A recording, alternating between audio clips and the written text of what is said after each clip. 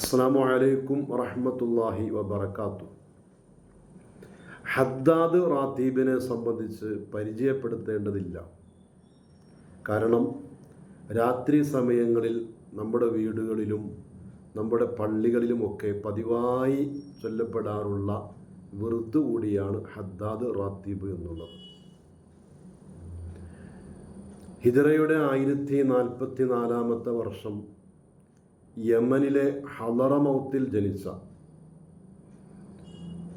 പ്രമുഖ പണ്ഡിതനും സൂഫി ഗുരുവും നിരവധി ആത്മീയ മാർഗങ്ങളിലെ ഷെയ്ഖുമായ ഖുത്ബുൽ ഇർഷാദ്, ഗൗസുൽ ബിലാദ്, മൗലാന അസ്സയ്യിദ് അബ്ദുല്ലാഹി ഇബ്നു അലവിയിൽ ഹദ്ദാദ് റളിയല്ലാഹു തആല അൻഹു അവറുകളാണ് ഹദ്ദാദ് റാത്തീബ് ക്രോഡീകരിച്ചിട്ടുള്ളത്.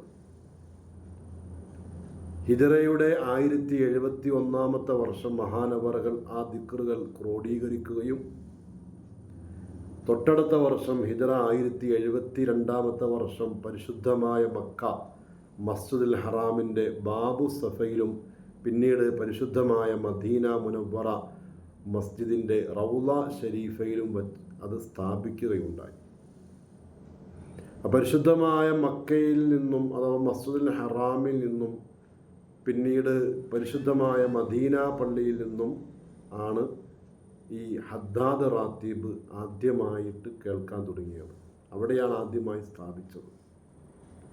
ശേഷം ഹളറമൗത്തിലുള്ള സയ്യിദുമാർ, ഹളറമി സാദാതീങ്ങൾ എന്ന പേരിൽ അറിയപ്പെടുന്ന ഹളറമൗത്തിൽ ജനിച്ച് പിന്നെ ഇസ്ലാമിൻ്റെ പ്രബോധനത്തിന് വേണ്ടി പല നാടുകളിലേക്കും എത്തിച്ചേർന്നവരായിട്ടുള്ള സാദാതീങ്ങൾ അവിടെയൊക്കെ ആ നാടുകളിലൊക്കെ ഹദ്ദാദ് റാത്തീബ് സ്ഥാപിക്കുകയുണ്ടായി.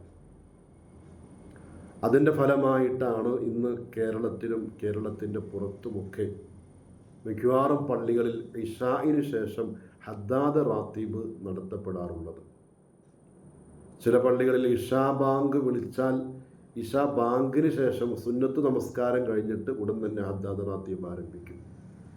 ഹദ്ദാദ് റാത്തീബ് കഴിയുന്ന മുറക്ക് ഏകദേശം ഇശാ ബാങ്ക് വിളിച്ച് ഒരു 20 മിനിറ്റ് കൊണ്ട് ഇഖാമത്ത് വിളിച്ച് പിന്നെ ഇശാ ജമാഅത്ത് നമസ്കാരം ആരംഭിക്കുകയുമാണ്.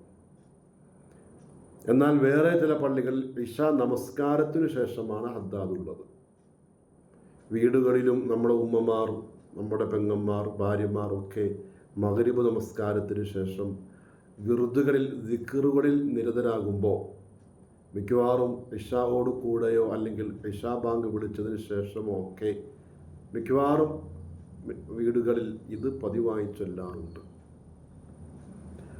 പരിശുദ്ധമായ ഖുർആനിൻ്റെ പ്രധാനപ്പെട്ട ചില ആയത്തുകളുടെയും പരിശുദ്ധ ഹദീസിൽ വന്ന വളരെ പ്രധാനപ്പെട്ട ദിക്റുകളുടെയും ദുആഇൻ്റെയും ഒക്കെ സമാഹാരമാണ് ഹദ്ദാദ് റാത്തീബ് എന്നുള്ളത്. പ്രത്യേകമായ ഖുർആനിൻ്റെ വചനം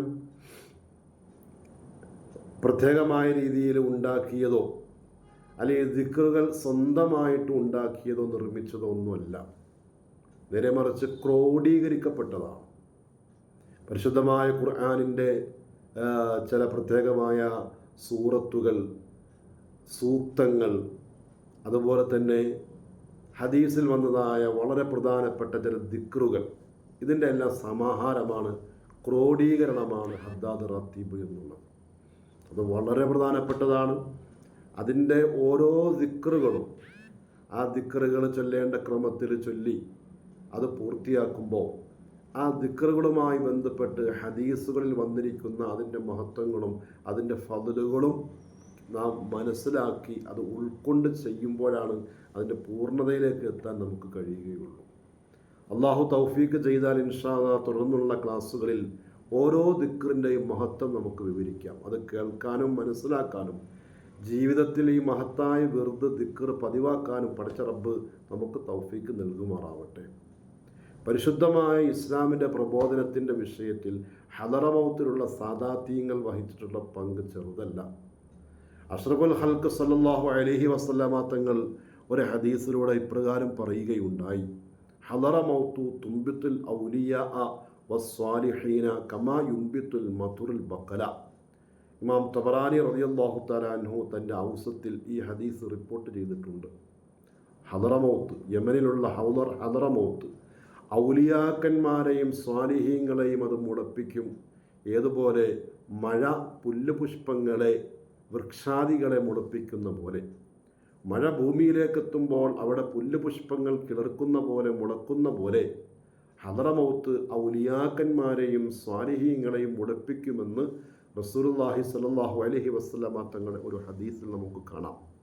അതുകൊണ്ട് തന്നെ സ്വാലിഹീങ്ങളാൽ ഔലിയാക്കന്മാരാൽ നിറഞ്ഞ അഹ്ലുബൈത്തിൻ്റെ ഒരു വലിയ കൂട്ടായ്മ ഹദറമൗത്തിൽ നമുക്ക് കാണാൻ കഴിയും. ഹദറമി സാദാത്യങ്ങൾ കേരളത്തിലും ലോകത്തിൻ്റെ പല ഭാഗങ്ങളിലേക്കും ഇസ്ലാമിൻ്റെ പ്രബോധനത്തിന് വേണ്ടി എത്തിച്ചേർന്നത് നമുക്ക് കാണാൻ കഴിയും. ഹദറമി സാദാത്യങ്ങളുടെ ഒരു സംഭാവനയാണ്, ഒരു തഹയ്യത്ത് കൂടിയാണ് യഥാർത്ഥത്തിൽ ഹദ്ദാദ് എന്നുള്ളത്. പഠിച്ച റബ്ബ് മനസ്സിലാക്കി നിർവഹിക്കേണ്ട ക്രമത്തിൽ നിർവഹിക്കാൻ നമുക്ക് തൗഫീക്ക് നൽകുമാറാവട്ടെ. ആമീൻ യാ റബ്ബൽ ആലമീൻ.